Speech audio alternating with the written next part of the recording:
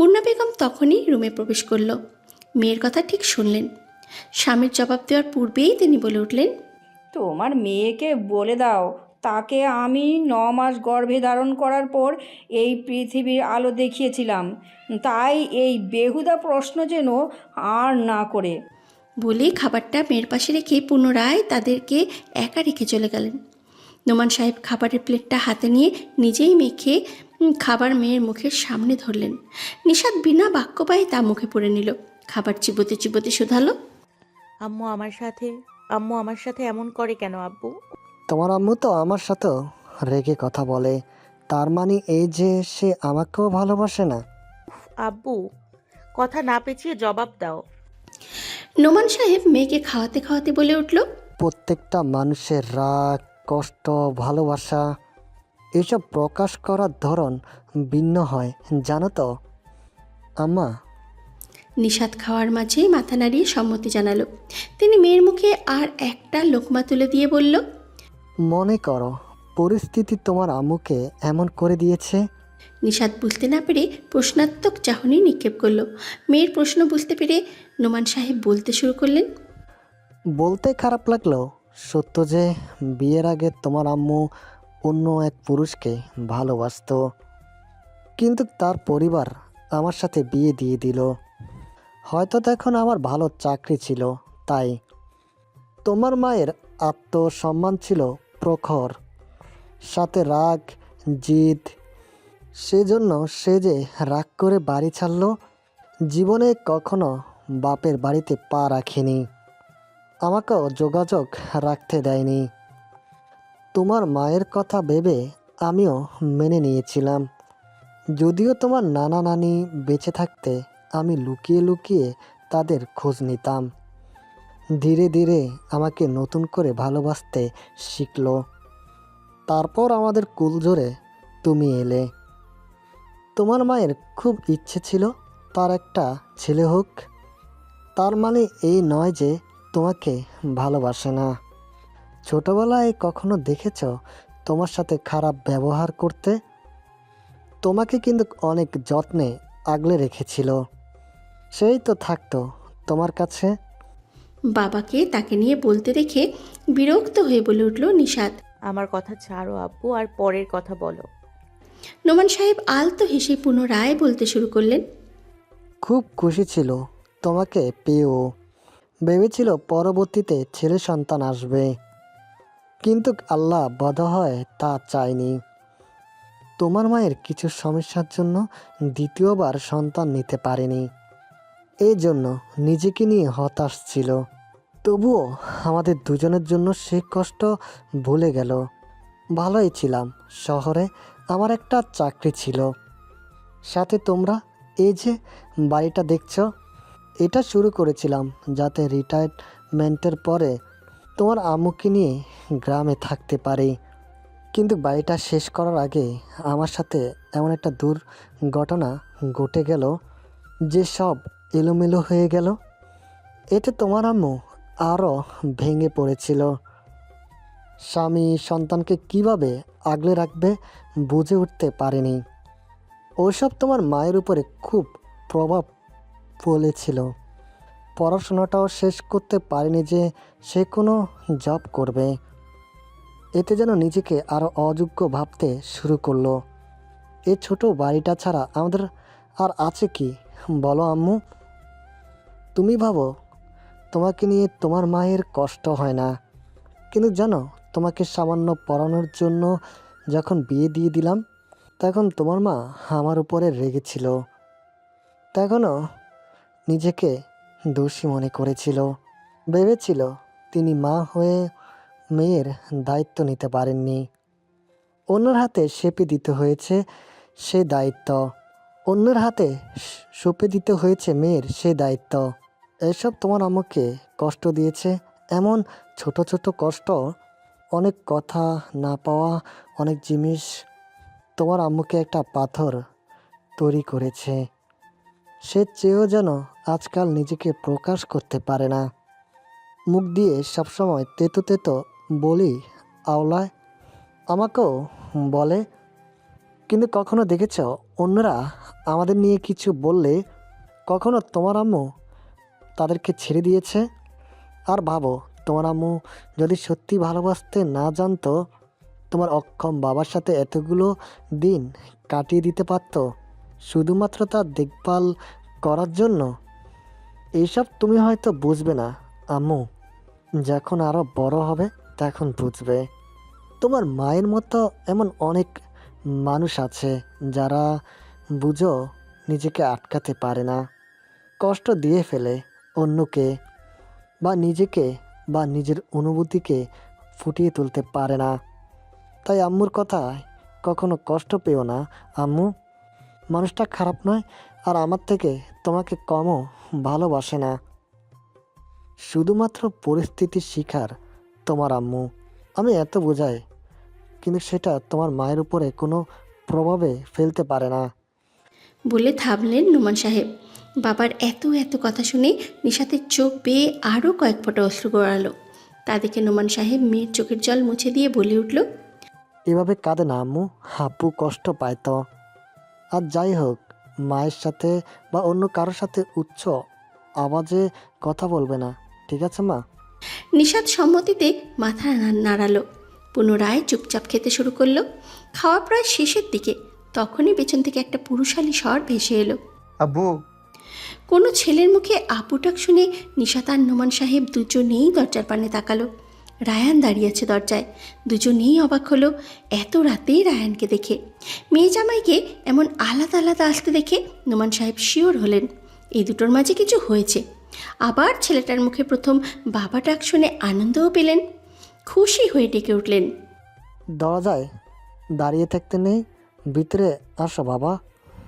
রায়ানকে আসতে দেখে নিশাত চোখ সরিয়ে নিল।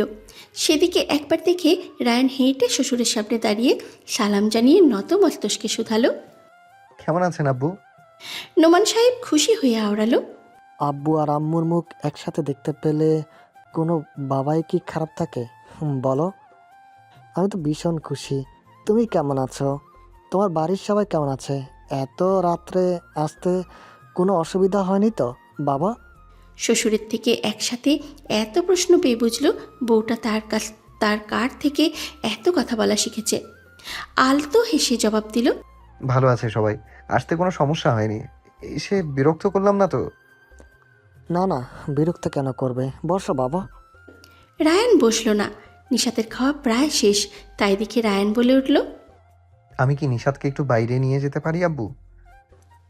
নোমান সাহেব হয়তো বুঝলেন, তাই কিছু হাসি মুখে সম্মত জানালেন।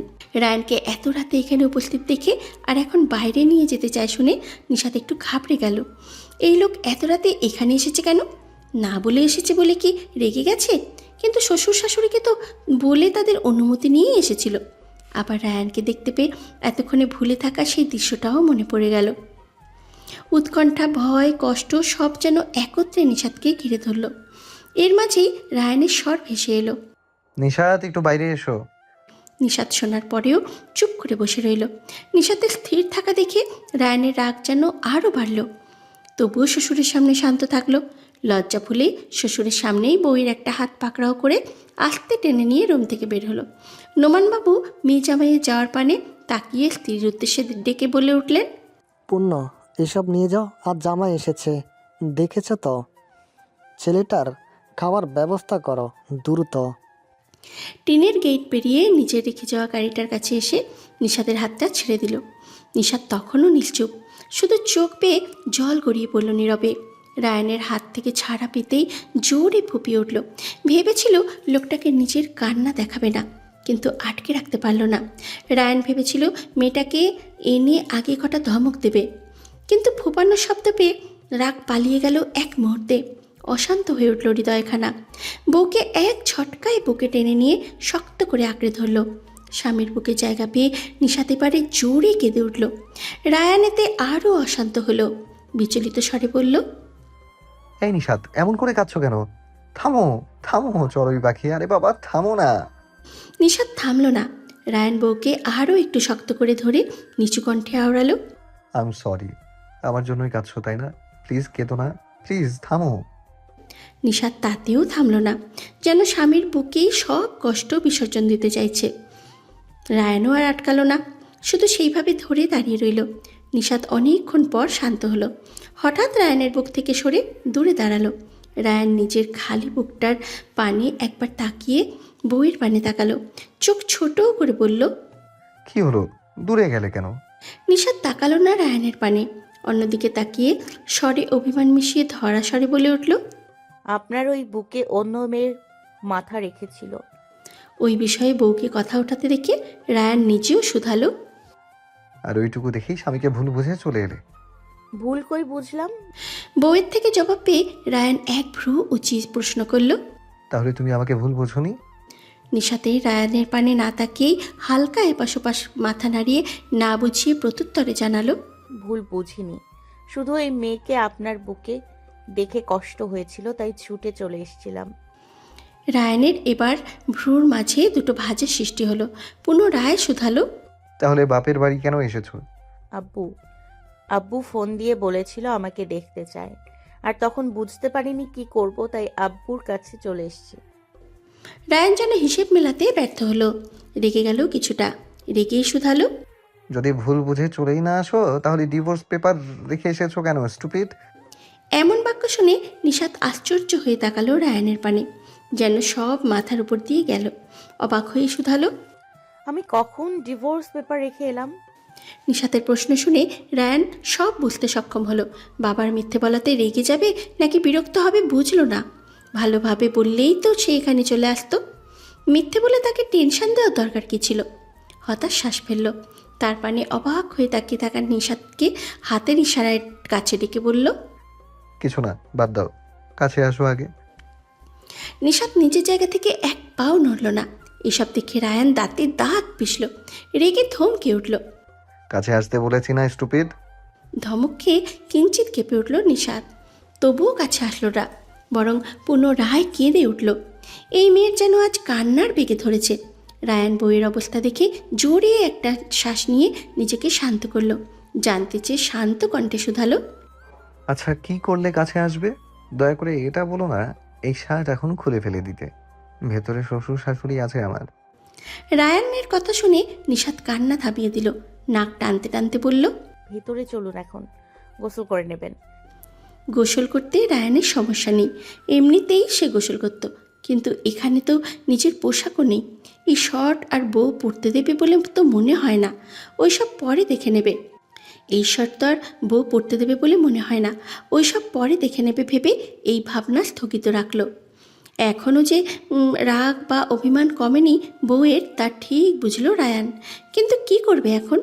এক আঙুলের সাহায্যে নিজের কপালে হালকা স্লাইড করলো, নিচু হয়ে কিছু ভাবলো। নিশাত ভেতরে যাওয়ার জন্য হাঁটা দেবে, তখনই রায়ান ডেকে উঠল। চড়ুই পাখি, 1 মিনিট দাঁড়াও। ডাক শুনে নিশাত থেমে রায়ানের পানে তাকালো। রায়ান ঘুরে নিচু হয়ে গাড়ির জানলা দিয়ে হাত বাড়িয়ে একটা জিনিস বের করে আনলো। নিশাতের সামনে এগিয়ে ধরলো। নিশাত তা দেখে ভ্রু কুঁচকে তাকালো। রায়ানের হাতে একটা ফুল ধরা, তাও কাগজের ফুল। মনে প্রশ্ন জাগলো, কি করতে চাইছে এই লোক? রায়ান যা করতে চাইছে তা বোধহয় একটু অস্বস্তি হচ্ছে তার। সে এখানে এসেছে আরও অনেক আগে। যে বেগে গাড়ি ছুটিয়েছিল তাতে দ্রুত আসারই কথা। তারপরে এখানে এসে অনেকক্ষণ গাড়ির ভেতরে বসেছিল। বসে বসে ভেবেছিল, এসে তো পড়েছে, কিন্তু এখন কি করবে? ভেতরে প্রবেশ করলে সবাই বুঝে যাবে এদের মাঝে ঝামেলা হয়েছে। আবার না গেলেও উভয়ের নাগাল পাওয়া যাবে না। তার তো জবাব চাই ওই মেয়ের থেকে। কয়েকটা ধমকও দেবে। সেই সবের জন্য তো ভেতরে যেতেই হবে। আর এত দূর যখন এসেই পড়েছে, তখন বউ না নিয়ে সে ফিরবে না, এই ভেবেই গাড়ি থেকে নেমে ভেতরে প্রবেশ করেছিল। আর যতক্ষণ বসে এইসব ভেবেছিল ততক্ষণে আনমনে এই ফুলটা সে তৈরি করেছিল, তাও বউয়ের দেওয়া ডিভোর্স পেপার দিয়ে। রেগে তো ভেবেছিল ছিঁড়েই ফেলেই দেবে পেপারটা, কিন্তু ফেলে দেয়নি। আর এই ফুল বানানো শিখেছিল আবিদের কাছ থেকে, যা স্মরণে আছে আজও। তাই কখন কিভাবে বানিয়ে ফেলেছে বুঝতেই পারেনি। ভেতরে যাওয়ার আগে ফুলটা গাড়িতে রেখেই গিয়েছিল। নিজের ভাবনা স্থগিত রেখে গলা খাঁকড়ে দিয়ে শান্ত কণ্ঠে বলে উঠল, আমি জানি মুস্কানের কাজে তুমি কষ্ট পেয়েছো, কিন্তু ও যা বলেছিল সব মিথ্যে। আমি তোমাকে আগেই বলেছিলাম ওই মেয়ের সাথে আমার কোনো সম্পর্ক নেই। আর কথা দিচ্ছি কখনো ওই মেয়ে আমাদের মাঝে আসবে না চড়ুই পাখি। শুরুর কথাগুলো নিশাত জানে, তাই তো ওই মেয়েকে স্বামীর সাথে দেখে ভুল বোঝেনি স্বামীকে। শুধু অনেক কষ্ট লেগেছিল তখন, কষ্ট লাগাটাই স্বাভাবিক।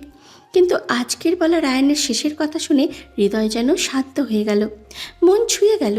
কিন্তু এসব কথা মুখে বললেই হয়? এইভাবে একটা কাগজের ফুল ধরে রাখার কি আছে? প্রশ্নটা করে ফেলল নিশাত। জানি আমি, কিন্তু এভাবে ফুল এগিয়ে ধরেছেন কেন? রায়ান কি এমন প্রশ্ন পেয়ে ঘাবড়ে গেল। একবার ভাবলো ফুলটা সরিয়ে নেবে, আবার কি মনে করে সরালো না। বউয়ের মান ভাঙাতে হঠাৎই গম্ভীর স্বল্পভাষী ছেলেটা এক হাঁটু ভেঙে পড়ে বসলো বউয়ের সামনেই। স্বামীর এমন কাজে নিশাত অবাকের শেষে পৌঁছে গেল যেন। তাকে আরও অবাক করে দিতে রায়ান অকস্মাৎ শান্ত শীতল কণ্ঠে আওড়ালো, will you be the mother of my future twins? নিশাতের মাথা যেন ঘুরে পড়ে যাওয়ার উপক্রম হলো। এই খাটাল ডাক্তার কি তাকে প্রপোজ করলো? কিন্তু এমন অদ্ভুত প্রপোজ কি দেয়? নিশাতের চোখ দুটো গোল গোল আকার ধারণ করলো। হাত উঁচিয়ে চোখ দুটো পরিষ্কার করে আবার তাকালো সামনে, কিন্তু না, সে ঠিকই দেখছে। অবাক হয়েই শুধালো, আপনি কি আমাকে প্রপোজ করলেন মাত্র? বউ যে আশ্চর্যের ঠেলায় নিজের মাঝেই নেই তা ভালোই বুঝলো রায়ান। তার নিজেরও তো কেমন কেমন লাগছে। সে কি কখনো ভেবেছিল যে এইভাবে কাউকে প্রপোজ করবে? তার বন্ধু কয়েকটা দেখলেও নিশ্চিত উষ্টা খেত। নিজের ভাবনায় আর কাজে কিঞ্চিত ঠোঁট পাকালো রায়ান। দ্বিধা ভুলে মাথা নেড়ে সায় জানিয়ে উচ্চারণ করলো, হ্যাঁ করছি প্রপোজ। আপনি অ্যাকসেপ্ট করেছেন তো মিসেস? নিশাত তো এখন যেন হাওয়ায় ভাসছে। সে কি স্বপ্নেও কখনো এমন দেখেছিল যে স্বামী তাকে এভাবে প্রপোজ করবে? কখনো ভাবেনি, মাথাতেই আনেনি। এমন অকল্পনীয় কাজ ঘটালে নিশ্চয়ই মানুষ খুশিতে উঠবে। নিশাতেরও সেম তাই হয়েছে। এমন প্রস্তাবে কিছুটা লজ্জাও পেয়েছিল। লাজুক হেসে স্বামীর হাত থেকে ফুলটা নিয়ে নিল। নিচের দিকে তাকিয়ে জবাবে বলে উঠল, কাগজের এই পদ্মফুল আপনি বানিয়েছেন? রায়ান মাথা নেড়ে সম্মতি জানালো। নিশাত পুনরায় জবাব দিল, আপনার এই ফুলটা পছন্দ হয়েছে, কিন্তু আপনার প্রপোজাল নয়। বউয়ের মুখে লাজুক হাসি দেখে ভেবেছিল বউ পটে গেছে, কিন্তু এমন জবাব পেয়ে ভ্রু কুঁচকে এলো। বসা থেকে উঠে দাঁড়িয়ে শুধালো। কেন? নিশাত নিজের হাসি আড়াল করে শুকনো মুখে বলল, এমন প্রপোজ কে দেয় শুনি? তাহলে কি বলতাম? উইল ইউ ম্যারি মি, এটা বলতাম। কিন্তু আমাদের তো বিয়ে হয়ে গেছে, তাই না? শুধু ওটাই বাকি আছে। তাহলে ভুল কিসে বললাম? নিশাত মুখ পাকালো।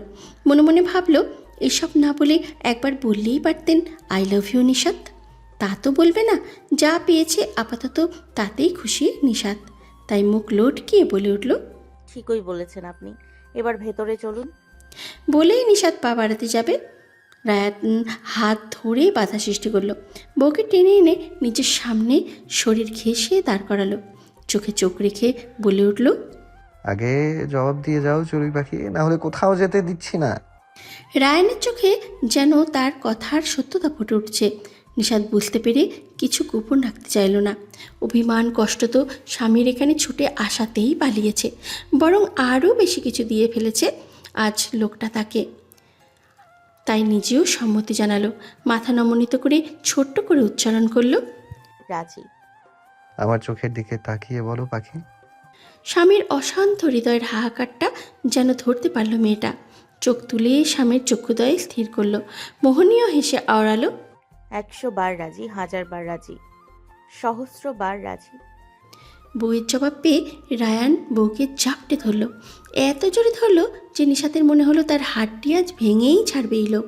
জড়িয়ে ধরার বেগে বলল, ছাড়ুন আমাকে, বলেছি না জড়িয়ে ধরবেন না, ছাড়ুন বলছি। এমন সুন্দর মুহূর্তে বউকে এইভাবে বলতে দেখে বিরক্ত হয়ে ছেড়ে দিল রায়ান। বউয়ের এক হাত ধরে পুনরায় বাড়ির ভিতরে প্রবেশ করতে করতে বলে উঠল, দ্রুত চলো, আমি গোসল করব। দ্রুত হোক, আমার বউ কাছে যাই। গোসল সেরে রুমে এলো রায়ান। এই বাড়িতে নির্ভারের দু একটা টি শার্ট পরেই থাকে, তাই সেখান থেকেই একটা নিজের স্বামীকে পরিধান করতে দিয়েছে নিশাত। যদিও রায়ানের অন্য পোশাক পরতে অস্বস্তি হচ্ছিল, কিন্তু বউয়ের মুখের উপর একটা কথাও বলেনি। রায়ানকে রুমে প্রবেশ করতে দেখে নিশাত বসা থেকে উঠে দাঁড়ালো। রায়ানকে পাশ কাটিয়ে রুমের থেকে বেরিয়ে যেতে নিল। রায়ান ভ্রুকুট্টি করে শুধালো, কোথায় যাচ্ছ তুমি? নিশাত একটু থেমে স্বামীর উদ্দেশ্যে বলে উঠল, আসার পর আমারও ফ্রেশ হওয়া হয়নি, আপনি একটু বসুন, আমি ফ্রেশ হয়ে আসছি। রায়ান বাধা দিল না। কেঁদে কেটে মুখের অবস্থা এমনিতেই খারাপ করে ফেলেছে। মেয়েটা ফ্রেশ হলে ভালো লাগবে। নিশাত নিজেও ফ্রেশ হতে গিয়ে গোসল করে ফেলল। এত দূরের জার্নি, কেঁদেছে, এসে আবার ঘুমিয়েছিল, সব মিলিয়ে শরীর চিটচিটে হয়েছিল। এখন গোসল করে ভালো লাগছে। নিশাতের শরীরে এখন সাধারণ একটা থ্রিপিল চড়ানো। ভেজা চুলগুলো মুছতে মুছতে রুমে ঢুকলো। রায়ান বিছানায় বসে ফোন টিপছিল। কারো আগমন হেতু সামনে তাকিয়ে বউয়ের এমন স্নিগ্ধ রূপ দেখে পাগল হওয়ার উপক্রম তার। সকালে বউয়ের এক রূপ দেখেছিল, আর এখন অন্য রূপ দেখছে, কিন্তু সে দুই রূপেই ঘায়েল হয়েছে। সকালে নিজেকে নিয়ন্ত্রণ করলেও এখন নিজেকে নিয়ন্ত্রণ করার ইচ্ছে হলো না। নিজের বউকে রেখে এত সংযত হওয়ার কি আছে? ভেবেই উঠে শশব্যস্ত পায়ে এগিয়ে গিয়ে রুমের দরজা লক করে দিল। রায়ানের এমন কাজে নিশাতকে অবাক হতেও সময় দিল না রায়ান। তার পূর্বেই বউকে আঁকড়ে ধরে রুমে অবস্থান করা একটা ছোট পড়ার টেবিলের উপরে বসিয়ে দিল। মেয়েটাকে শব্দ উচ্চারণ করারও সুযোগ দিল না।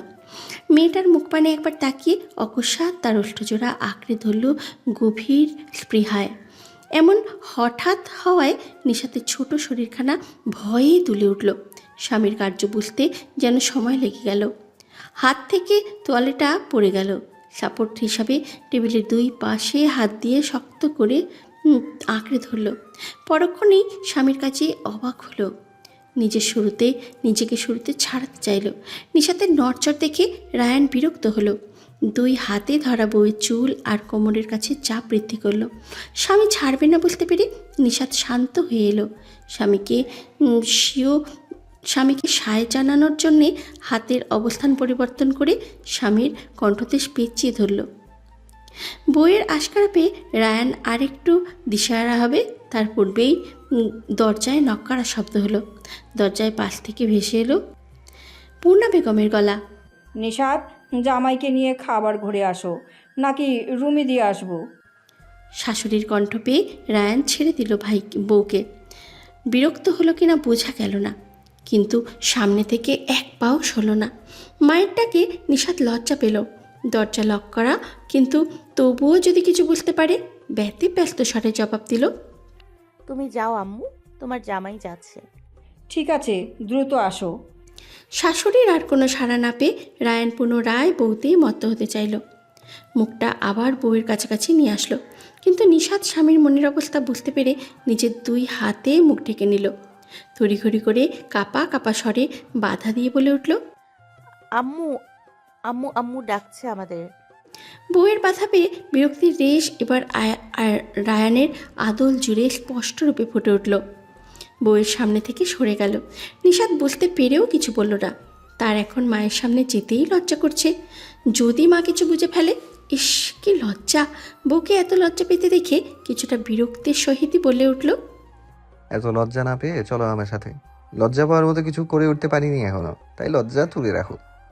স্বামীর এমন কথা শুনে লজ্জা আরেকটু বাড়ল। কিন্তু লোকটা বিরক্ত হচ্ছে কেন এত? তার বাধা দেওয়ার রেগে গেল নাকি? স্বামীর পানে ভালো করে তাকিয়ে বোঝার চেষ্টা করলো, কিন্তু কিছুই বুঝতে পারল না। ব্যর্থ হয়ে টেবিল থেকে নেমে ভেজা তোয়ালেটা উঠিয়ে রেখে রায়ানকে আসতে বলে সে রুম থেকে বেরিয়ে গেল। রায়ান হতাশ শ্বাস ফেলে নিজেও বউয়ের পিছু পিছু ছুটল। যেতে যেতে বিড়বিড় করে আওড়ালো, যেখানে যাই শুধু বাধা আর বাধা। কিসটাই ঠিক মতো করতে পারছি না, সেখানে ছেলে মেয়ের মুখ দেখার মতো কার্যক্রম আদৌ করতে সক্ষম হব কিনা কে জানে। পূর্ণা বেগম অল্প সময়ের মাঝেই জামাইয়ের জন্য যা পেরেছেন তৈরি করেছেন। নিশাতের জন্য সন্ধ্যায় রান্না করেছিল, তাই আর ভাত করেননি, কিন্তু ডিম ভাজি, মাছ ভাজি, সাথে একটা সবজি রান্না করে দিয়েছেন। তাই দিয়েই খেয়ে এসে নিশাতের রুমে বসেছে রায়ান। বউকে না পেয়ে আবারও একটু ফোন ঘাঁটতে শুরু করলো। স্বামীর খাওয়ার পর নিশাত সব গুছিয়ে রেখেই রুমে পদার্পণ করলো। সামনে তাকিয়ে স্বামীকে ফোন ঘাঁটতে দেখেও কোনো কথা বলল না। দরজা বন্ধ করে দিয়ে এসে বিছানায় উঠে চুপচাপ শুয়ে পড়ল। রায়ান তা লক্ষ্য করে নিজেও ফোন রেখে দিয়ে পাশে শুয়ে পড়ল। মাথা ঘুরিয়ে উল্টো ঘুরে থাকা বউয়ের পানে তাকিয়ে নির্দেশ দিল। কাছে আসো। স্বর এমন যেন বউ শুনেই ভয়ে কাছে আসতে বাধ্য হবে। বাক্য শুনে আড়ালে মুখ বাঁকিয়ে নিশাত এদিকে ফিরে শুল। স্বামীর নির্দেশ অমান্য করতে চাইল না, তাই একটু কাছে এসে শুল। রায়ানের বোধহয় এতটুকু কাছে আসা পছন্দ হলো না, তাই পুনরায় নির্দেশ দিল। আমার বুকে মাথা রাখো নিশাত। এবার স্বরটা শান্তই শোনালো। নিশাতের এবার কেমন কেমন লাগলো। তবুও যদি স্বামী রেগে যায়, তাই ভদ্র মেয়ের মতো কাছে এসে স্বামীর বুকে আলতো করে মাথাটা রাখলো। বাপের বাড়িতে এসেই প্রথম স্বামীর বাহুবন্ধনে পেয়েছিল নিজেকে। তারপরে দুই একবার এই বুকে মাথা রেখেছে, কিন্তু আজ এই বোধহয় প্রথম সজ্ঞানে স্বামীর বুকে মাথা রেখে ঘুমালো। তাই ভালো লাগার পাশাপাশি কিঞ্চিত অস্বস্তিও কাজ করলো নিশাতের মনে। দূরু দূরু বুক কাঁপল। উভয়ের মানসিক অবস্থা বোধহয় বুঝল রায়ান, এতে কিঞ্চিত ঠোঁট পাকালো। আবার বউকে আলতোভাবে মাথা রাখতে দেখে বিরক্তও হলো। নিজেই বউকে দুই হাতে ঝাপটে ধরল। নিশাতের সম্পূর্ণ শরীরটাকেই নিজের উপরে স্থান দিল।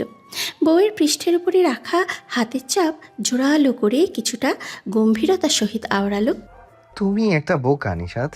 কোথায় নিজের গভীর স্পর্শ দিয়ে স্বামীর বুকে মিশে থাকা অন্য মেয়ের স্পর্শ মুছে দেবে, তা না তুমি দূরে সরে থাকছো। অভিমান না দেখিয়ে কৌশল খাটাতে পারো না মেয়ে। নিশাত জবাব দিল না, কিন্তু হঠাৎই দুই হাতে স্বামীকে শক্ত করে জড়িয়ে ধরল। বউয়ের কাছে রায়ান ঠোঁট চওড়া করল। ঠোঁটের কোণের হাসি ধরে রেখেই মজার সুরে বলে উঠল। একটু বলতে এভাবে ধরলে পাখি, আমার তো এখন অন্যরকম ফিল হচ্ছে, যদি ভুলভাল কিছু ঘটিয়ে ফেলি। নিশাত কথার আজ বুঝতে পেরেও ছাড়ল না স্বামীকে, বরং হাতের চাপ জোরালো করল। শুধু মুখ থেকে কিঞ্চিত রাগত্ব স্বরে বেরিয়ে এলো। আমাকে লজ্জা দেয়া বন্ধ করুন খাটাস লোক, নয়তো কিন্তু আব্বু আম্মুর রুমে চলে যাব আমি। রায়ান তার নীরব হাসির প্রসারণ ঘটিয়ে মিহি স্বরে বলল। ঘুমাও এখন, শ্বশুরবাড়িতে ওসব করার ইচ্ছে আমার নেই চলুক বাকি। আর কোনো বাক্যালাপ হলো না দুজনের মাঝে। নিশাতের কি হলো কে জানে। একটু আগে ঘুম থেকে জাগা মেয়েটারও স্বামীর বুকে জায়গা পেয়ে পুনরায় ঘুম চলে এলো। রায়ানের ক্লান্ত শরীরেও যেন বউয়ের স্পর্শ পেয়ে নিদ্রায় আচ্ছন্ন হয়ে গেল। দুজন দুজনকে জড়িয়ে ধরেই সুখের নিদ্রায় তলিয়ে গেল, যেখানে নেই কোনো দ্বিধা, নেই কোনো বাধা, আর না আছে কোনো বাধ্যবাধকতা। আছে শুধু দুজনের সুপ্ত ভালোবাসা আর এক টুকরো খুশির আবহ। পাখিদের কলকাকলির শব্দে ঘুম ভাঙল নিশাতের। মুখ উঁচিয়ে বুঝতে সক্ষম হলো এখন সে স্বামীর বক্ষস্থলের মাঝে শায়িত আছে। ঘুমন্ত স্বামীর পানে একবার তাকালো, চোখ হটিয়ে খোলা জানলা দিয়ে বাইরে দৃষ্টি দিল। এখনও বাইরে তেমন আলো ফোটেনি, তবে হয়তো কিছুক্ষণের মাঝে এই ধরনের আলোকিত হয়ে উঠবে। নিশাত হঠাৎ কি মনে করে স্বামীর পানে তাকিয়ে আলতো স্বরে ডেকে উঠল। ডাক্তারবাবু শুনছেন? উঠবেন একটু, উঠুন না। কথার পাশাপাশি হালকা ঝাঁকি দিল রায়ানকে। ফলস্বরূপ রায়ানের ঘুম ভেঙে গেল। চোখ মেলতেই বইয়ের ঘুম জড়ানো মুখ আর চারিপাশে ছড়িয়ে পড়া এলোমেলো চুলের বাহার ও চক্ষুগোচর হলো। এতে রায়ানের সম্পূর্ণ ঘুম উবে গেল। চোখের একটা পলক ফেলে আবার তাকিয়ে রইল সেই মুখ পানে। এই ভোরে ঘুম ভেঙে বউকে এত কাছে পেয়ে আর বউয়ের অমন রূপ অবলোকন করে যেন মনের মাঝে অশান্ত ঝড় শুরু হলো। রায়ানকে তার দিকে অন্য দৃষ্টিতে তাকিয়ে থাকতে দেখেও নিশাত পাত্তা দিল না, বরং ব্যস্ততা দেখিয়ে শুধালো। আজ আমার সাথে হাঁটতে যাবেন? রায়ানের বোধহয় এখন আর কোথাও যেতে ইচ্ছে হলো না। মুখে হ্যাঁ না কোনো জবাবই দিল না। এক হাত উঁচিয়ে বউয়ের এলোমেলো চুলগুলো সরিয়ে কানের পাশে গুজে দিল। নিশাত জবাব না পেয়ে বিরক্ত হয়ে বলল। যাবেন কি না জবাব দিন ডাক্তারবাবু। রায়ান বউয়ের বিরক্তি দেখে সায় জানালো। নিশাত খুশি হয়ে উঠে পড়ল। রায়ান উঠে বলল। একটু অপেক্ষা করো, আমি ফ্রেশ হয়ে আসছি। নিশাত বাধা প্রদান করে বলল। এসে ফ্রেশ হয়ে নিন, নয়তো দেরি হয়ে যাবে। রায়ান বুঝল না বউ এত ব্যস্ত কেন, কিন্তু বাঁধও সাধল না। নিশাত রূপ থেকে বেরিয়ে হাঁটা শুরু করতেই রায়ানও তার পিছু হাঁটল। ইটের তৈরি কাঁচা রাস্তা দিয়ে হাঁটছে দুজন। আজকাল তো সব গ্রামেই প্রায় কাঁচা রাস্তার পরিবর্তে পাকা রাস্তা হয়ে গেছে, কিন্তু তাদের গ্রামের রাস্তা যে এখনও কেন এমন রয়ে গেল বুঝে পায় না নিশাত। তবুও এই রাস্তা দিয়ে হাঁটতেই তার ভালো লাগে, ঠিক যেমন এই মুহূর্তে লাগছে। এখনও হয়তো সূর্য উদয় দেখা যায় না, তবে আকাশের পানে তাকালে ছড়িয়ে থাকা লাল আভা নজর করে। ওই লাল আভাই যেন বুঝিয়ে দেয় সূর্য উদিত হতে চলেছে।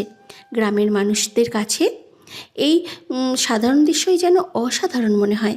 সাথে আছে প্রকৃতির ঠান্ডা হাওয়া, যা গায়ে লাগা মাত্রই প্রসন্নতায় ভরে ওঠে মন। গ্রামের গাছে গাছে পাখিদের মেলা বসে, আর সেই পাখিদের সুরেলা গুঞ্জন শুনে যেন এখানকার বসবাসকৃত মানুষগুলোরও মনও গেয়ে ওঠে।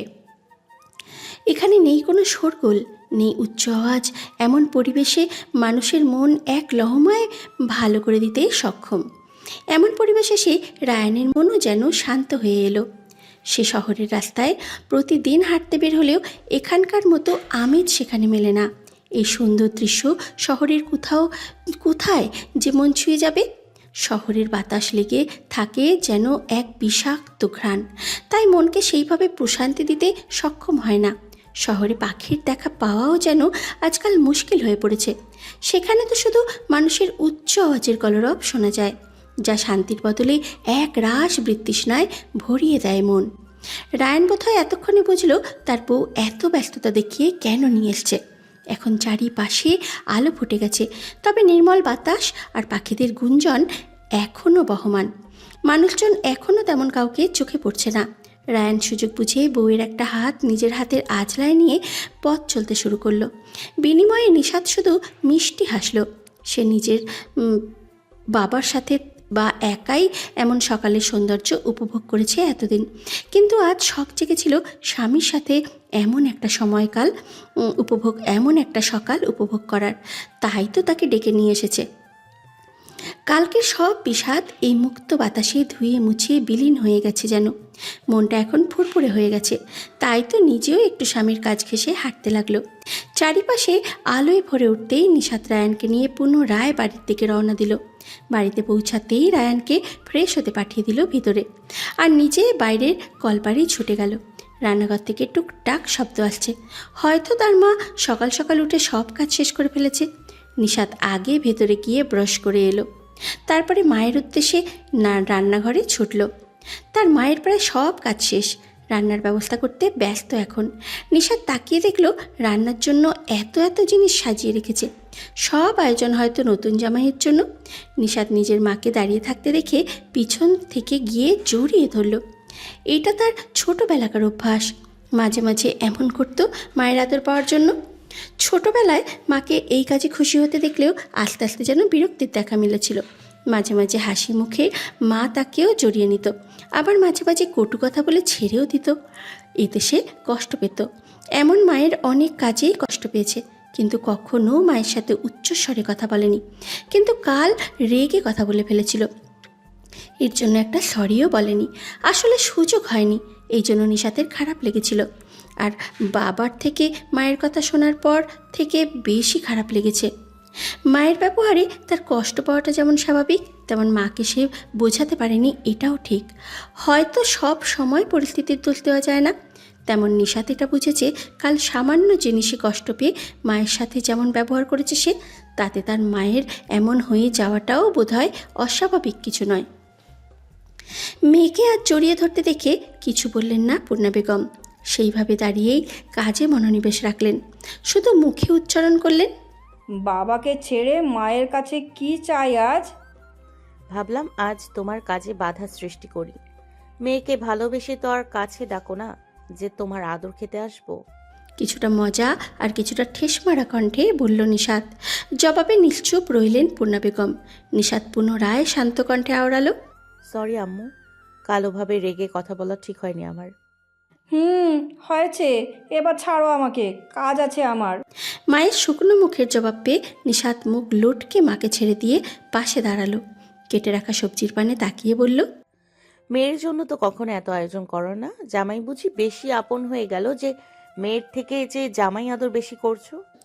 মেয়ের পানে না তাকিয়ে শান্ত কণ্ঠে জবাব দিল পূর্ণা বেগম, জামাই আদর এই জন্য বেশি করছি যাতে জামাই বাবা খুশি হয়ে আমার মেয়েটাকে অনেক আদরে ভরিয়ে রাখে। মায়ের এই ছোট কথায় আজ যেন ভালোবাসার আঁচ পেল। মায়ের কিছু কিছু কথায় অভিমান পুষে রেখে এই ছোট ছোট ভালোবাসাগুলো এতদিন হয়তো খেয়ালই করেনি নিশাত। নিজেকেও যেন মেয়ে হিসাবে ব্যর্থ মনে হলো আজ। মাকে বুঝতে পারল না, বাবার পাশে দাঁড়াতে পারছে না। নিশাতের চোখ দুটো ঝাপসা হয়ে এলো। তা লক্ষ্য করতেই পূর্ণা বেগম হাতের কাজ রেখে মেয়ের মুখে হাত রেখে শুধালো, কি হয়েছে, কাঁদছো কেন? আমি আবারও কিছু ভুল বললাম নাকি? জবাব দিল না নিশাত। এই যে তার মা তাকে নিয়ে বিচলিত, এটাও যেন মায়ের মুখে ঠিকঠাক প্রকাশ পাচ্ছে না। তার মা এত চাপা স্বভাবের কেন? কেন কষ্ট করে এত নিজের মাঝেই সব কিছু আড়াল করে রাখে? কেন মনের কথা বলে মনটা হালকা করতে পারে না? সে তো একটু হলেই কেঁদে দেয়, তাহলে তার মা কেন এত কষ্ট পেয়েও কাঁদে না? এত কেন এর উত্তর পেল না নিশাত। মায়ের কথা ভেবে আরও কেঁদে উঠল। মায়ের প্রশ্নের জবাব না দিয়ে নিয়েই শুধালো, আব্বুর জন্য, আমার জন্য তোমার অনেক কষ্ট হয়, তাই না আম্মু? মেয়ের মুখে এমন প্রশ্ন শুনে পূর্ণা বেগম কতক্ষণ মেয়ের পানে নিষ্পলক চোখে তাকিয়ে রইল। পরক্ষণে মেয়েকে জড়িয়ে ধরে শুধালো, তোমার কি হয়েছে নিশাত? এমন প্রশ্ন করছো কেন? এত কাঁদছো কেন? বলো না আম্মু, তোমার ভীষণ কষ্ট হয় তাই না? আব্বুর কথা ভেবে সারাক্ষণ চিন্তায় থাকো তাই না? মেয়েকে চুপ করতে না দেখে পূর্ণা বেগমের চোখ দুটোও ঝাপসা হলো, কিন্তু জল ঝরতে দিলেন না। মেয়ের পিঠে হাত বুলিয়ে দিতে দিতে বলে উঠলেন, জানি না তুমি আজ এমন প্রশ্ন করছো কেন, আর কাঁদছোই বা কেন, কিন্তু স্ত্রী হিসাবে আর একজন মা হিসাবে তোমাদের জন্য চিন্তা হবে, এটা কি স্বাভাবিক নয়? আর আমিও তো মানুষ, কষ্ট তো একটু হবেই বলো। কিন্তু মায়ের কথা এত চিন্তা করতে হবে না তোমাকে। কান্না থামাও এখন। তোমার আব্বু দেখলে ভাববে আমি তোমাকে বকেছি। মায়ের কথা শুনে নিশাত কান্না থামিয়ে দিল। মায়ের থেকে সরিয়ে চোখ দুটো হাত দিয়ে মুছে ধরা স্বরে বলে উঠল, দেখো দেখো, একদিন আমি আব্বুর পা ঠিক করে দিব, একদিন আব্বু আবার হাঁটবে, সেদিন তোমার কষ্ট কমে যাবে, আর তোমরা দুজন আমার সাথে হাসি খুশি থাকবে। মেয়ের সকাল সকাল কি হয়েছে বুঝল না, আর বুঝতেও চাইল না। কিন্তু মেয়ের মুখের এই বুলিগুলো যেন ভালো লাগায় ভরিয়ে তুলল পূর্ণা বেগমের মন। সে পুনরায় কাজে মনোনিবেশ ঘটিয়ে নিষ্পৃহ কণ্ঠে আওড়ালো, বাবা মায়ের কষ্ট দূর করতে চাইলে আগে নিজের স্বপ্ন পূরণ করো। তোমার স্বপ্ন পূরণ হলে তোমার মা বাবার সব কষ্ট এমনিতেই দূর হয়ে যাবে। তাই নিজেকে নিয়ে চিন্তা করো। নিশাত আর কথা বাড়ালো না। মায়ের পাশে থেকে হাতে হাতে কাজে সাহায্য করে দিল। আর হয়তো মনে মনে পণ করলো একদিন সে ঠিক নিজের স্বপ্ন সত্যি করবে, আর বাবা মায়ের কষ্টও দূর করবে। করবেই। সকালের নাস্তা শ্বশুরের সাথে মিলে খেয়ে এসে রুমে বসে আছে রায়ান। সকালে সেই যে বউয়ের সাথে হেঁটে এলো, তারপর থেকে আর নিশাতে দেখা নেই। খেতে গিয়ে মুখখানা একটু দেখেছে, কিন্তু এখন আর রুমে আসছে না। এতে রায়ান ভীষণ বিরক্ত। তাছাড়া বাড়ি ফিরতে হবে, কিন্তু এই মেয়ের কি সেসব হদিশ আছে? কাল অমন করে ছুটি না নিয়েই এখানে চলে এলো। মেডিকেল থেকে ফোনের মাধ্যমে ছুটি নিয়েছে, কিন্তু তাকে হসপিটালে তো যেতে হবে। এসব কি বউ বুঝছে না? ডাকতেও পারছে না মেয়েটাকে। এত কি কাজ করছে যে স্বামীর কাছে আসার একটু সময়ও হয় না? ভেবে আরও বিরক্ত হলো রায়ান। আর কিছু সময় অপেক্ষা করলো। তার অপেক্ষার অবসান ঘটিয়ে নিশাতের আগমন ঘটল রুমে। নিশাতকে দেখতে পেয়ে শুধালো, কি করছিলে বাইরে এত, যে স্বামীর কাছে আসার সময় হয় না? স্বামীর গম্ভীর স্বরের প্রশ্ন শুনে তার পানে একবার তাকালো নিশাত। ছোট করে বলল, তেমন কিছু করিনি, আম্মুর কাছে ছিলাম একটু।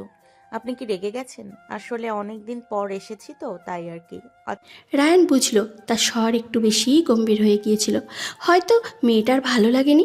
স্বরটাকে শান্ত করে জবাব দিল, না, রাগ করিনি, অনেকক্ষণ থেকে দেখি না তাই জিজ্ঞেস করলাম। আচ্ছা, বলে হেঁটে গিয়ে নিজের আনা ব্যাগ থেকে নিজের পোশাক বের করতে উত্থিত হলো। রায়ান সেদিকে তাকালো। এখন নিশ্চয়ই বাড়ি ফেরার কথা বললে মেয়েটা কষ্ট পাবে, রাজি হবে না। কিন্তু তাদের ফিরতে তো হবেই ভেবে পুনরায় শান্ত স্বরে ডেকে উঠল, নিশাত। নিশাত নিজের কাজ অব্যাহত রেখে ছোট করে সাড়া দিল, আমাদের বাড়ি ফিরতে হবে, দ্রুত তৈরি হয়ে নাও। রায়ানের বলা বাক্য শুনতেই নিশাতের হাত থেমে গেল। চলে যাওয়ার কথা বলছে কেন লোকটা, তাও এখনই? তাছাড়া সে কেন যাবে? সে তো দুদিন থাকবে বলে এসেছে। পুনরায় কাজে মন দিয়ে বলল, আমি কেন যাব? আমি কোথাও যাব না, কিছুদিন থাকবো এখানে। নিশাত যেতে চাইবে না জানতো, তাই বলে এখানে কিছুদিন থাকতে চায়। কিন্তু সে কি বউকে রেখে যাবে নাকি? সে যাবে মানে বউকেও যেতে হবে। রেখে যেতে মোটেও রাজি নয়। ভেবে স্বর একটু উচ্চ করতেই বলে উঠল, নো ওয়ে, এত কষ্ট করে এখানে এসেছি কি তোমাকে রেখে যাবো বলে? নিশাত বুঝল না রায়ান আশ্চর্য হয়ে কথাটা বলল নাকি রেগে গিয়ে, কিন্তু সে নিজে একটু রেগে গেল তাকে রেখে যাবে না শুনে, তাই তীক্ষ্ণ কণ্ঠে শুধালো, তো আমি কি বলছিলাম যে আমাকে নিয়ে আসুন, কেন এসেছেন? প্রশ্ন শুনে কী জবাব দেবে বুঝল না রায়ান। পরক্ষণে কিছু ভেবে এদিক সেদিক তাকিয়ে বলে উঠল, কারণ বউ ছাড়া অনেক রজনী একা একা পার করেছি, কিন্তু এখন বউকে ছেড়ে আর একটা রাতও অতিবাহিত করা আমার পক্ষে সম্ভব নয়। এমন বাক্য শ্রবণ করে নিশাতের ভ্রু কুঁচকে এলো। তীক্ষ্ণ চোখে তাকালো স্বামীর পানে। এক রাতে তাকে একটু কাছে পেয়ে কি মাথা খারাপ হয়ে গেছে নাকি? না হলে এইসব কী ধরনের কথা? নিশাত তীক্ষ্ণতা ভুলে অবাক স্বরে বলল, এটা একটু বেশি বেশি হয়ে গেল না ডাক্তারবাবু, আদিক্ষেতা? প্রশ্ন শেষ করে শেষ কথাটা ঠেস মেরে বলে উঠল। বউয়ের ঠেস মারা কথা শুনে রায়ান বউয়ের পানে ভ্রু কুঁচকে তাকিয়ে নির্বিঘ্নে আওড়ালো, শোনো চড়ুই পাখি, যারা মধু কখনো টেস্ট করে না তাদের শুধু টেস্ট করার ইচ্ছে জাগে, কিন্তু যারা একবার মধুর স্বাদ গ্রহণ করে ফেলে তারা বারবার সেই স্বাদ আস্বাদন করতে চায়। আর তুমি আমার কাছে ঠিক এই মধুর মতো। তাই আদিক্ষেতা বলো আর যাই বলো, দ্রুত আমার সাথে বাড়ি চলো। বলে বিছানা ছেড়ে উঠে দাঁড়ালো। এমন লজিক শুনে নিশাতের মুখ হা হয়ে এলো। অবাকের তাড়নায় মুখ ফসকে শুধিয়ে উঠল, তো আপনি কি কখনো মধু পান করেছেন নাকি যে আবার পান করার ইচ্ছে হবে? প্রশ্ন শেষ হতেই নিশাতের যেন হুঁশ ফিরল। বুঝল রায়ান আসলে কি বুঝিয়েছিল, আর সে অবাকের তাড়নায় ভুল প্রশ্ন করে ফেলেছে। তবে কিছুটা ঠিকও আছে। তেমন কিছু ঘটেছে নাকি তাদের মাঝে যে এই লোক এমন উদাহরণ দিচ্ছে? শুধুমাত্র একটা রাত কাছাকাছি পার করেছে তারা, এতেই? নিশাতের প্রশ্ন শুনে রায়ান ঘাড় বাঁকিয়ে তাকালো।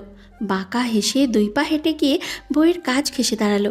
নিশাত ওই হাসি দেখেই বুঝল এই লোক আবার কোনো নির্লজ্জ বাক্য আওড়াবে, তাই সেখান থেকে চলে যেতে চাইল।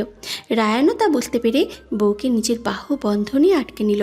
হালকা ঝুঁকে নিশাতের মুখ পানে কেমন করে তাকালো। বউকে আরেকটু নিজের সাথে মিশিয়ে নিশাতের কানের লতিতে ঠোঁট স্পর্শ করে শীতল কণ্ঠে উচ্চারণ করলো, সেই বৃষ্টির রাতে আর কাল রাতে কোনো মতে একটু টেস্ট করেছিলাম, ফলস্বরূপ আমার লোভ বেড়ে গেছে। এখন যাতে পুরোটা টেস্ট করতে পারি তার জন্যই সাথে যেতে বলছি পাখি। এমন উপায়ে এমন এক নির্লজ্জ বাক্য শুনে নিশাতের দেহখানা দুলে উঠল। লজ্জায় আনত হলো কায়া। লজ্জা ঢাকতে মুখ বাঁকিয়ে রাগত্ব স্বরে বলে উঠল, একদিন আমি আপনার মুখ ভেঙে দিব ডাক্তার। রায়ান যেন বউয়ের ধমকিতে ভয় পেয়ে গেল। এমন মুখ বানিয়ে কিছুটা অসহায় কিছুটা ব্যঙ্গাত্বের সুরে বলল, ঘুম ভাঙলে আমি মধুপান করবো কিভাবে পাখি? আর আমি পান না করলে তো তোমার মধু সব উপচে উপচে পড়বে। নিজের কথা ভেবে হলেও আমার উপর দয়া করো চড়ুই পাখি। নিশাত এবার সত্যি সত্যি রেগে গেল। এসব কথা উচ্চারণ কি করে এই গম্ভীর লোকটা? রেগে চিৎকার করে উঠল।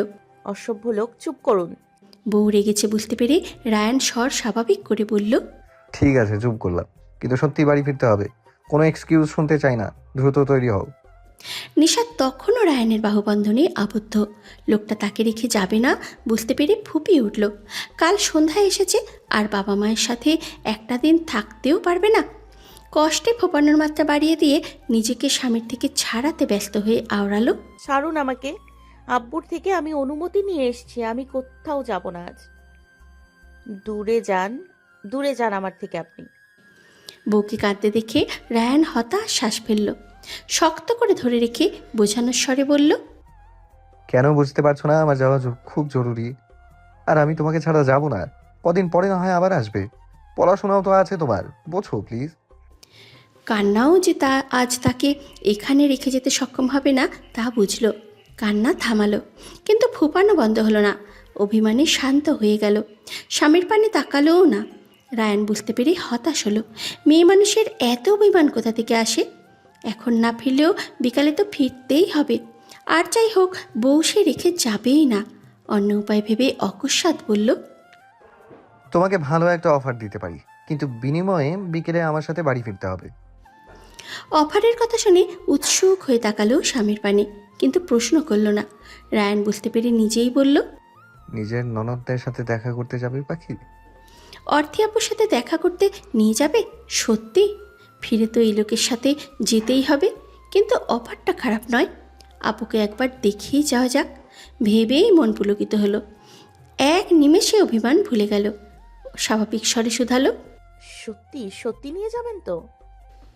রায়ান মাথা নেড়ে হ্যাঁ বুঝিয়ে বলে উঠল, কিন্তু আমার সাথে বাড়ি ফিরতে হবে, অভিমান করা যাবে না, মনে থাকবে? মেনে নিল নিশাত, কথা বাড়ালো না। বউকে শান্ত হতে দেখে ছেড়ে দিল রায়ান। ছাড়া পেতেই নিশাত নিজের পোশাক নিয়ে বেরিয়ে পড়ল, হয়তো গোসল করবে। সেই দিকে তাকিয়ে রায়ান বড় একটা শ্বাস টেনে নিয়ে ধপ করে বিছানায় গিয়ে বসে পড়ল। মন যেন বলে উঠল, বউ সামলানো এত কঠিন কেন? তার মতো গম্ভীর মানুষকেও হাজারটা কথা বলিয়ে ছেড়েছে এই মেয়ে। একটু আদরকে দেখিয়েছে, এখন কথায় কথায় কেঁদে উঠে তাকে দুর্বল করার পয়তারা করে যাচ্ছে। আর কি কি করতে হবে কে জানে। এই বোধহয় শুরু হলো তার বিবাহিত জীবন। আজ নির্ভার ফিরে যাবে। সেই যে শুক্রবার রাতে বিয়ে করে বাড়ি চলে এলো, আর এখনও যায়নি। কাল ফিরবে, কাল ফিরত, কিন্তু নববিবাহিতা বহু বধূর কথা ভেবে একটা দিন বেশি থেকে গেল। কিন্তু আর থাকা যে সম্ভব নয়। বাড়িতে আসার পর ফোন করে টিউশন থেকে ছুটি নিয়েছিল, কিন্তু কতদিন আর এইভাবে ছুটি কাটাবে? থাকলে যে আর টিউশন থাকবে না। তার মা দুপুরে স্কুল থেকে ফিরলেই চলে যাবে। এখন বসে আছে মেয়েটার পাশে ঘরের ভিতরে। সকালে খেয়ে মা স্কুলে গিয়েছে, আর বউ তাকে নিয়ে বসেছে। তার মা নাকি কিছু গয়না দিয়েছে, সেই সবই দেখাচ্ছে। একজোড়া স্বর্ণের কানের দুল, একটা নাকফুল, সোনার দুটো মোটা চুড়ি, একটা মালাও আছে। শাশুড়ির থেকে এই সামান্য উপহার পেয়েও মেয়েটা কি খুশি। অথচ বিয়ের পর নিজের স্বামী যে এখনও কিছু দিতে পারেনি, সেই নিয়ে মেয়েটার কোনো খেয়ালই নেই। অর্থে তাড়াতাড়ি আড়াআড়ি শুয়ে ওইসব দেখাচ্ছে, আর নির্ভার বউয়ের সোজাসুজি ফ্লোরের উপরে বসে আছে। বিছানার উপরে দুটো ভাঁজ করা হাতের উপরে থুতনি ঠেকিয়ে গয়না কম বউয়ের দিকে তাকিয়ে আছে বেশি। অর্থে তা বুঝতে পেরেও কিছু বলল না। কিছুক্ষণ পর নির্ভারই বলে উঠল, তোমার স্বামীর তো এখনো সামর্থ্য নেই তোমাকে শহরে নিয়ে রাখার। তোমার পড়াশোনার কি হবে ভেবে দেখেছো? অর্থে এক পলক স্বামীর পানে তাকিয়ে হাসি মুখে বলল, কি আর হবে, ভাইয়া তো বলেছিল স্যারদের সাথে কথা বলে ম্যানেজ করে দিবে, যাতে আমি পরীক্ষার সময় গিয়ে শুধু পরীক্ষাটা দিতে পারি। আর যদি না দিতে পারি তাতেও সমস্যা, আপনি বললে আমি পড়াশোনা ছেড়ে দিব। মেয়েটা হেসে হেসে জবাব দিতেই বুঝি নির্ভার তার কষ্টটা বুঝতে পারবে না। দুজনের মুখমণ্ডল কাছাকাছি হয়। নির্ভার একটা হাত অর্থের গালের উপরে রাখল, ব্যর্থ কণ্ঠে শুধালো, আমার জন্য আর কি কি বিসর্জন দেবে অর্ধে? অর্থে নিজের একটা হাত গালে রাখা স্বামীর হাতের উপরে রাখল। স্বামীর চোখে চোখ রেখেই সেই হাসি বদনেই প্রত্যুত্তর করল, বিসর্জন আর কই দিলাম কিছু, আর যদি দিয়েও থাকি বাইরের কোনো ছেলের জন্য তো দেইনি, দিলে নিজের স্বামীর জন্যই দিয়েছি, প্রয়োজনে আরও দিতে রাজি। এত ভালো একটা মেয়েকে জীবনসঙ্গী হিসাবে পেয়ে খুশি হবে, নাকি তার বউকে তার প্রাপ্য সুখ দিতে না পারার জন্য কষ্ট পাবে বুঝল না নির্ভার। গাল থেকে নিজের হাত সরিয়ে অর্থের হাতটা টেনে এনে তাতে ঠোঁট ছোঁয়ালো। ব্যথিত কণ্ঠে আওড়ালো ছেলেটা, তোমাকে আর কিচ্ছু বিসর্জন দিতে হবে না অর্ধে, আমি দ্রুত কোনো ব্যবস্থা করব। একটা চাকরি জোগাড় করতে পারলেই তোমাকে শহরে নিয়ে যাব, তাহলে আর তোমার পড়াশোনা নিয়ে চিন্তা করতে হবে না। স্বামীর কথায় নীরব হাসির মাত্রা বাড়ল অর্থের। যোগ্য স্ত্রীর মতো করে বলে উঠল, ঠিক আছে, আমি সেই দিনের অপেক্ষা করব, কিন্তু আপনার এত তাড়াহুড়ো করার দরকার নেই সিনিয়র, এত কষ্ট করার দরকার নেই। আমি মানছি কিছুদিন আমার মানিয়ে নিতে কষ্ট হবে, কিন্তু ঠিক পারবো। আপনার প্রতি আমার ভরসা আছে, আমি আপনার সাথেই আছি, তাই নিজেকে কষ্ট দিয়ে আপনাকে সুখ দেওয়ার কথা ভাববেন না, তাহলে আমি সুখ পেয়েও সুখী হব না, বিশ্বাস করুন। নির্ভার মায়াময় দৃষ্টিতে তাকিয়ে রইল নবস্ত্রীর পানে, হয়তো কিছু ভাবতে ব্যস্ত। অর্থের বলতে বলতে হাসির মাত্রাটা একটু কমে এসেছে, তবে মুখে আধার নামেনি। সেও দৃষ্টি হটালো না। নির্ভারকে এইভাবে তাকিয়ে থাকতে দেখে অর্থের মনে দুষ্ট বুদ্ধি চাপল।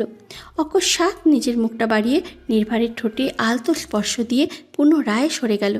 এমন কাজে নির্ভার থ হয়ে গেল। ভ্যাবাচাকা খেয়ে মুখ হাঁ করে তাকালো বউয়ের পানে। ভদ্রস্বামীর এমন রিয়াকশন দেখে অর্থে একটু উচ্চ আওয়াজে হেসে উঠল। বউয়ের হাসির শব্দ পেয়ে বাস্তবে ফিরল নির্ভার। বউয়ের স্পর্শ পেয়ে তার পুরুষ মন যেন দিশেহারা হলো। আবার বউকে মজা নিতে দেখে লজ্জাও পেল। বউ কি ভাবছে সে বেশি ভদ্র? সে আসলেও ভদ্র, কিন্তু বউয়ের কাছে ভদ্র হওয়ার মতো এত ভদ্রও নয় ভেবে নিজেও সেইভাবে বসে থেকেই অকস্মাৎ অর্থের চুলের মাঝে এক হাত চাপিয়ে দিল। অর্থে কিছু বোঝার আগেই তার মুখটা নিকটবর্তী টেনে এনে অধর চুম্বনে মত্ত হলো ছেলেটা। হালাল পুরুষের এমন কার্যে এবার অর্থি থ হয়ে গেল। হাসির ঝঙ্কার বন্ধ হয়ে দুটো অশান্ত হৃদয়ের কম্পনের শব্দ শোনা গেল। অর্থের অবাকতার রেশ কাটার আগেই নির্ভর অর্থীকে ছেড়ে দিল। সময়ের দীর্ঘতা স্বল্প হলেও স্বামীর থেকে পাওয়া প্রথম হালাল গাঢ় স্পর্শ যেন অর্থের মনকেই ছুঁয়ে দিল। শরীর জুড়ে শিহরণ বয়ে গেল। নির্ভার মেয়েটার কপালের সাথে কপাল ঠেকিয়ে মন খারাপের সুরে আওড়ালো, ভেবেছিলাম এত দ্রুত তোমার এতটা কাছে আসবো না, কিন্তু তুমি তা হতে দিলে না। আমি তোমাকে ছেড়ে একা কি করে থাকবো অর্থী? আগে এক দহন সহ্য করেছি, এখন পাওয়ার পরও অন্য দহন সহ্য করতে হচ্ছে। আর কত সহ্য করতে হবে আমাদেরকে? স্বামীর মুখের এখনের কথাগুলো শুনে আর অর্থী সহ্য করতে পারল না। ডুকরে কেঁদে উঠল মেয়েটা। কান্না জড়ানো স্বরে বলল, আপনি এমন করে বললে আমি নিজেকে কি করে সামলাবো? আপনি কি করে আমি কি করে আপনাকে ছেড়ে থাকবো বলুন? কি করে থাকবো আমি? নির্ভার বুঝল ইমোশনাল হয়ে সে ভুল করে ফেলেছে। এমনিতেই তার যাওয়ার কথা শোনার পর থেকে মেয়েটার মন খারাপ, সে এখন কথার বাণী আরও খারাপ করে দিল। নির্ভার নিচ থেকে উঠে বিছানায় বসে বুকে উঠিয়ে বুকে আগলে নিয়ে সান্ত্বনা দিয়ে উঠল, দূর, চুপ করো। আমার ভুল হয়েছে এইভাবে বলা। আর তুমি একা কই? আম্মু থাকবে তো তোমার সাথে? আমিও সপ্তাহখানিক এসে দেখে যাবো তোমাকে। কয়েকদিন অপেক্ষা করো, তারপর তোমাকেও নিয়ে যাবো আমার কাছে। এখন কান্না অফ করো, কেউ শুনলে খারাপ ভাববে। কথাগুলো আদৌ অর্থের উপরে প্রভাব ফেলল কিনা কে জানে, কিন্তু কান্না বন্ধ করল। বউকে শান্ত হতে দেখে ছেড়ে দিয়ে উঠে দাঁড়ালো। তখনই তাদের কানে ভেসে এলো হর্নের আওয়াজ। নির্ভার কপাল কুঁচকালো। এখানে আবার গাড়ি এলো কোথা থেকে? শব্দটা অর্থেও শুনল। জানে না কে এসেছে, তবুও তার মনটা কেমন যেন করে উঠল। বাপের বাড়ির কথা স্মরণে এলো। কেউ আসেনি তো দেখতে? কী সব ভেবে উঠে নির্ভারের আগে দৌড়ে ঘর থেকে বেরিয়ে এলো। নির্ভার বোধহয় মেয়েটার মনের অবস্থাটা বুঝলো। যদি মেয়েটার ভাবনার মতো কেউ না আসে তাহলে নিশ্চয়ই মেয়েটার মুখ আঁধারে ভরে উঠবে ভেবে নিজেও তার পিছু ছুটল। দরজা অব্দি আসতেই কানে প্রবেশ করলো অর্থের উচ্ছ্বসিত গলার সুর, ভাবি, ভাইয়া। গাড়ি থেকে নিজের ভাইয়া আর ভাবিকে নামতে দেখে অর্থী উচ্ছ্বসিত স্বরে চিল্লিয়ে উঠল। খুশিতে চোখ দুটো টলমল করে উঠল। নিশাদ গাড়ি থেকে নেমে নিজেই আগে দৌড়ে এসে ননদকে জড়িয়ে ধরল। নিজেও উচ্ছ্বসিত কণ্ঠে শুধালো, কেমন আছো আপু? ভালো ভাবি, তুমি কেমন আছো? ভালো। দুই পুরুষ দুই পাশ থেকে দাঁড়িয়ে শুধু নিজেদের বউদের কাণ্ড দেখল, তবে কোনো কথা বলল না। অর্থী ভাবিকে ছেড়ে ভাইয়ের সামনে গিয়ে দাঁড়ালো। ভাইকে জড়িয়ে ধরে কণ্ঠটা খাতে নামিয়ে শুধালো, কেমন আছো ভাইয়া? বাড়ির সবাই কেমন আছে? রায়ান বোনের মাথায় হাত বুলিয়ে শান্ত স্বরে জবাব দিল, তুই ভালো থাকলে সবাই ভালো থাকে। তুই ভালো আছিস তো? অর্থী ভাইকে ছেড়ে তার মুখ পানে তাকিয়ে খুশি বদনে প্রত্যুত্তরে জানালো, তোমার বোনও ভালো আছে ভাইয়া, আর ভালো থাকবেও সব সময়, দেখে নিও। বোনের জবাবে কিঞ্চিৎ ঠোঁট প্রসারিত করল। রায়ান ছোট বোনকে সূক্ষ্ম নজরে তাকিয়ে দেখল। বোন তার স্বল্প দামি একটা সুতি শাড়ি পরে আছে। আঁচলখানা দৌড়ে আসার সময়ই মাথা থেকে পড়ে যেতে দেখেছিল। অলংকার যা আগের সেই সব জিনিসই পরে আছে। ছোট বোনকে যেন শাড়িতে বড় বড় মনে হলো। এই সাধারণের মাঝে থেকেও যেন বোনটার সৌন্দর্য একটু বেড়েছে। হয়তো ভালোবাসার মানুষটাকে পেয়ে যাওয়ার ফল এটা। অর্থের চোখ পড়ল একপাশে নির্ভারের মামা মামিও দাঁড়ানো দেখে খুশি হয়ে তাদের সাথে কুশল বিনিময় করলো। তারাও এসেছে নিশাদদের সাথে। নিতু বেগম ফোন করে নোমান বাবুকে সবই জানিয়েছে, তাই নিশাদ এখানে আসবে শুনে তারাও চলে এসেছে, যাতে এই সুযোগে নতুন বউ দেখাও হয়ে যায়, আবার মেয়ের সাথে একটু সময় কাটাতেও পারে। যদিও তারা অর্থেকে আগেও দেখেছে, কিন্তু এমন কাণ্ডের পর বোন বাড়ি তো একবার আসা দরকার। তাই নির্ভারও মামা মামিকে দেখে খুশি হলো। প্রতিবার যখন সময় করে বাড়ি আসে তখনই গিয়ে তাদের চোখের দেখা দেখে আসে। কাছাকাছি বাড়ি কিনা, যেতে সময় বড় জোর 0.5 ঘন্টা লাগে। তাছাড়া আত্মীয় বলতে তো শুধু এই দুটো পরিবারই 2 পরিবারের জন্য আছে। নিজের মাকে আগে ফোন করে বাড়িতে ফিরতে বলল নির্ভার। নিশাদ ভাইয়ের পাশে এসে অভিমানী কণ্ঠে আওড়ালো, কিরে ভাইয়া, আমার ননদকে ভালোবেসে বিয়ে করে ফেললি আর আমাকে একবার জানালি না পর্যন্ত? এই ভালোবাসিস তুই আমাকে? নির্ভার এত বোকা নাকি? তার পাগল বউ যে তার বোনকে সব জানিয়েছিল তা ভালোই জানে। আর নিজে কী বা বলবে? প্রেম কি ছিল নাকি তাদের মাঝে? আর যা ছিল তা বলার সময় কই ছিল? সারাক্ষণ তো অনিশ্চয়তার ভেতরেই পড়ে থাকতো। ভেবে আলতো হেসে বোনের মাথার চুলগুলো এলোমেলো করে দিয়ে বলল, সরি নিশু সোনা, কিন্তু বিশ্বাস কর, বলার মতো তেমন কোনো সম্পর্ক ছিল না। আই থিঙ্ক সবই জানিস তুই। রাগ করিস না ভাইয়ার ওপরে, হ্যাঁ? ভাইয়ের কথা মেনে নিলেও চুলগুলো এলোমেলো করে দেওয়ায় রেগে গিয়ে বলল, তো আমার চুল কেন এলোমেলো করছিস? আমার চুলের সাথে তোর কিসের শত্রুতা বলতো? বোনের রাগ দেখে নির্ভার একটু শব্দ করে হেসে দিয়ে বলল, এটাকে শত্রুতা বলে না পাগলি, ভালোবাসা বলে। বোনের জবাবে নির্ভার আর একটু হেসে দিল। সামান্য দূর থেকে রায়ান সব দেখল, শুনল। নির্ভারকে ডেকে উঠল। নির্ভার, এদিকে এসো। নির্ভার ডাক শুনে কাছে যেতেই রায়ান গাড়ির ডিক্কি খুলে কিছু জিনিস দেখিয়ে বলল সেগুলো ভিতরে নিয়ে রাখতে। আসার সময় সে বোনের জন্য পছন্দের কিছু খাবার জিনিস কিনে এনেছে, সাথে ফল মিষ্টি।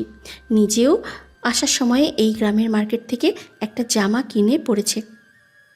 নয়তো নির্ভারের টি শার্ট পরেই তাদের বাড়িতে আসতে তার ভীষণ অস্বস্তি হচ্ছিল। গাড়ির শব্দ শুনে আর অর্থের তখনকার চিৎকার শুনে আশেপাশের ঘরগুলো থেকেও অনেক মানুষ বেরিয়ে রায়ানদের দেখেছিল। নিশাদদের তো সবাই চেনে, কিন্তু নতুন বউয়ের ভাই এসেছে কথা, তাও আবার এত বড় গাড়িতে চড়ে, সবার দেখার কৌতূহল তো হবেই। নির্ভারের চাচা চাচিরা দরকার ছাড়া খুব একটা তাদের ঘরে যায় না, কথাও কমই বলে। কিন্তু নির্ভারের ছোট ছোট ভাই বোনেরা সব সময় তার মায়ের কাছেই থাকে, যত সময় তার মা বাড়িতে থাকে। নির্ভার সেই ছোট ভাই বোনদের ডেকে সবাইকে ফল মিষ্টি খেতে দিল। নিশাদদের সবাইকে নিয়ে ঘরে বসতে দিল। বউয়ের বা মায়ের অপেক্ষা করল না, সবাই তো আপন। তাই নিজেই ফল কেটে মিষ্টিসহ আরও কিছু খাবার নিয়ে রায়ানসহ সবাইকে খেতে দিল। নির্ভারের কাজে অর্থেই লজ্জা পেল। ইস, সে থাকতে তার স্বামী খাবার এনে দিচ্ছে, এখন যদি তার মামি শাশুড়ি কিছু মনে করে। কিন্তু তার মুখের রিয়াকশন দেখে কিছুই বুঝল না অর্থে। নির্ভাকে কাজ করতে দেখে নিশাত মজা করে বলে উঠল, বাহ ভাইয়া, বিয়ে করতেই তো বেশ উন্নতি হয়েছে তোর। কাজ করে খাওয়াচ্ছিস যে।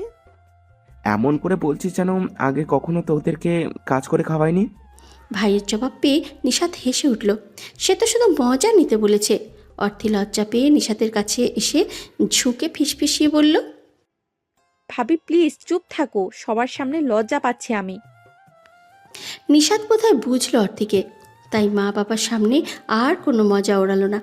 তাদের খাওয়ার মাঝেই নিতু বেগম চলে এলেন, সবার সাথে কুশল বিনিময় করলেন। রায়ান ভেবেছিল একটু থেকেই চলে যাবেন, কিন্তু নিতু বেগম আজ তা মেনে নিলেন না। সেদিন ছেলেটা বোনকে রেখেই চলে গিয়েছিল। ছেলেটা তার বৌমার ভাই, আরও তার জামাই, তাহলে কিভাবে যেতে দেবেন? রায়ানও থেকে গেল। নির্ভার ভেবেছিল দুপুরে গিয়ে বিকেলে টিউশনি ধরবে, কিন্তু ছেলেটাও যেতে পারল না। নিতু বেগম নতুন জামাই আদর করার জন্য নিজের ভাবিকে নিয়ে কাজে লেগে পড়লেন। নিতু বেগম রান্না করছেন আর পূর্ণা বেগম সাহায্য করছেন। নিশাদ বসিয়ে বসিয়ে আপেল চিবোচ্ছে আর অর্থি পাশে দাঁড়িয়ে রান্না দেখছে। নিশাদ খেতে খেতে হঠাৎ মজা করে ননদের উদ্দেশ্যে শুধালো, ও আপু, তোমার শাশুড়ি তোমাকে আবার বকা দেয় নাকি? তোমাকে দিয়ে আবার অনেক কাজ করে না তো, দজ্জাল শাশুড়িদের মতো? নিতু বেগম শুনেও কিছু বলল না মেয়েকে। অর্থে বিব্রত বোধ করল শাশুড়িদের সামনে এইভাবে বলায়। বিব্রত স্বরেই বলল, এসব কি বলছো ভাবি? বকবে কেন? চুপ করো তুমি। ননদ তার মজা বুঝতে পারেনি দেখে নিশাত চাপা হাসল। দুঃখ প্রকাশ করার মতন করে বলল, আমার ফুপি অতটা খারাপ না বুঝলা, তবে শিক্ষক মানুষ তো, তাই একটু রাগ বেশি আর মেজাজ আর সবসময় একটু হট থাকে। তাই তুমি একটু সামলে থেকো, বুঝলে আপু? যা বলে তা শুনো কেমন? এমন করে বলায় অর্থে বোধহয় একটু ভয়ই পেল। আবার ভাবি থামছে না দেখে অসহায় বোধ করল। সে কিছু বলবে তার পূর্বে নিতু বেগম ওনার কাজ অব্যাহত রেখে মেয়ের উদ্দেশ্যে চাপা হেসে উঠে বলল, তা তোর উপর কবার মেজাজ দেখিয়েছি আমি? আর কি কি অভিযোগ আছে ফুপির প্রতি? নিশাত মুখের ভাবগতি স্বাভাবিক রেখে জবাব দিল, সে তো তুমি আমার ফুপি হও, তাই হয়তো আমার ওপর মেজাজ দেখাওনি, কিন্তু বৌমাকে তো দেখাতেই পারো। শত হোক শাশুড়ি বলে কথা, তাও গ্রামের শাশুড়ি। শোনো ফুপি, শাশুড়ি হতে হলে আমার শাশুড়ির মতো হবা, বুঝলা?